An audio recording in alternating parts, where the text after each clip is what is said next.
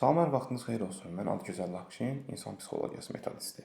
Bugünkü mövzumuz ondan ibarət olacaq ki, sırf bundan əvvəlki video çəkilişlərdə bipolyar xəstəliyi haqqında danışanda belə bir suallar verilir bizə görsən.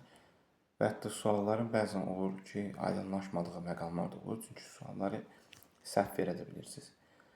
Bipolyar xəstəliyi nədir dedikdə, bipolyar xəstəliyi dəyişkən xarakterli insanlardır.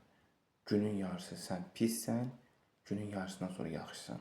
Və ya günün yarısı yaxşısan, günün yarısından sonra sən pissən. Bu kimi şeylər olur. Gah deyir gülür, gah kobud agresiya, gah sosial, gah da asosial. Bu da əslində nədən qaynaqlanır? Bu nə genetik deyil, nə irsi deyil ki, birindən digərinə getsin, anasından oğluna ya da atasından oğluna. Elə deyil. Bu nədən qaynaqlanır? Əksər xəstəlik kimi bu xəstəliyin də ana baş platformasında travma durur. Şiddətli mübahisələr, ailə daxil mübahisələr, anası ilə atasının mübahisəsi, yaxud hər hansı bir növ şeydən çəkinib qorxursan, onu uşaqlıqda, yəni sən kiçik yaşlarında onu bölüşmürsən. Bu da bipolyar xəstəliyə deyilir və özünə qapanıqlıq.